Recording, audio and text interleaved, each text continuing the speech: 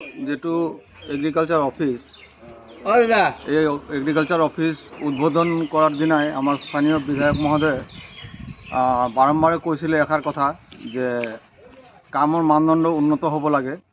R কিন্তু আমি এটা বস্তু বহুদিন যাবতে পৰিলক্ষিত কৰি আহিছোঁ। আমি ভাবিছোঁ হয়তো এইখিনি শুধৰণি হ'ব, কিন্তু তেওঁলোকে যেটো আমাৰ ইউৰিনিয়াল তাত কোনো লিণ্টাৰ নথকাকৈ তেওঁলোকে ইউৰিনিয়াল বনাইছে আৰু অলৰেডি ফাট মেলিছে আৰু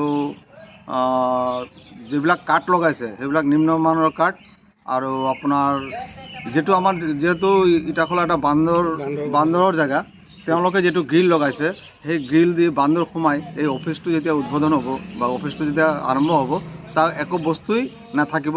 তো যেজন ইয়াত কৰ্মৰত আছিলে তেওঁ নিজেও ইয়াত জানে যে ইয়াত বান্দৰৰ জেগা। তেওঁ সেই দুটা মানে গ্ৰিলখিনি ইমানেই ফাঁককৈ দিছে য'ত বান্দৰ সোমাই অফিসটো নষ্ট কৰি দিব। কোনে কৰিছে কামটো এইটো ঠিকাদাৰ কি নাম আছিলে? অমৰ বাজাজ। তেখেত তেওঁ উদ্বোধনৰ দিনাই আহিছিলে নেকি, তাৰপিছত আমি তেওঁক দেখা নাই। আৰু তেওঁৰ লগত থকা এই যিজন কাম কাজ চোৱা চিতা কৰি আছে তেওঁ এজন, আপোনাৰ নাম কি আছিলে? দীপক তেওঁ দেখাশোনা কৰি আছে কামখিনি। আৰু তেওঁক আমি কালি আহি ক'লোঁ কিমান লাখ টকা আছিলে এইটো 1 কোটি কিমান 45 লাখ 45 লাখৰ কাম আছিলে, কিন্তু সেইমতে কামখিনি হোৱাটো আমাৰ পৰিলক্ষিত হোৱা নাই। কি আহ্বান জনাব? এইটো উচিত তদন্ত দাবী কৰিছোঁ, কাৰণ আমাৰ ইটাখলা অতি পিছপৰা জেগা আৰু বিধায়ক মহোদয়ে বহুত প্ৰচেষ্টাত আমাক অফিসখন আনি দিছে। আমি নথৈ আনন্দিত হৈছিলোঁ, কিন্তু যদি এই অফিসটো আপোনাৰ 2-1 বছৰতে খহি পৰে তেনেহ'লে ইয়াতকৈ দুখৰ কথা আৰু নাথাকিব।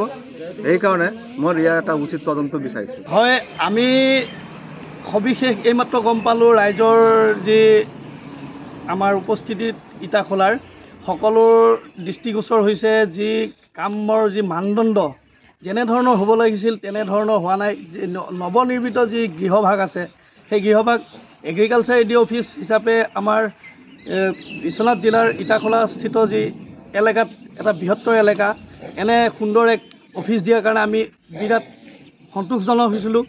তাৰ কাৰণে আজি দেখিবলৈ পাইছোঁ যি কামৰ মানদণ্ড একদম নিম্ন, ৱাল ফাটি গৈছে।